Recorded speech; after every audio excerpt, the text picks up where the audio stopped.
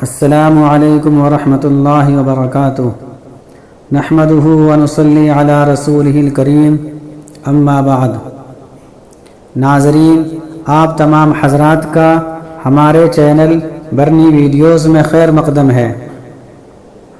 میں آج کی ویڈیو میں تہجد کی نماز کی جماعت کے بارے میں بتاؤں گا کہ تہجد کی جماعت کا کیا حکم ہے، کیا تہجد کی نماز جماعت کے ساتھ پڑھی جا سکتی ہے یا نہیں۔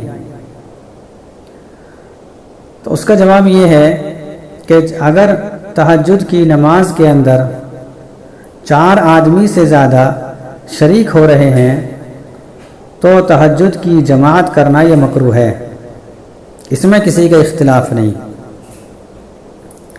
لیکن اگر 4 آدمی سے کم ہے یعنی 3 ہیں تو بعض تو مکروہ بتاتے ہیں اور بعض لوگ بغیر کراہت کے جائز قرار دیتے ہیں۔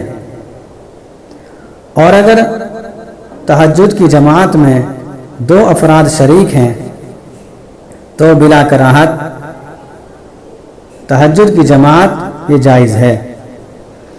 اللہ تعالی ہم سب کو ان تمام باتوں پر عمل کرنے کی توفیق نصیب فرمائے، آمین۔ وآخر دعوانا ان الحمد للہ رب العالمین۔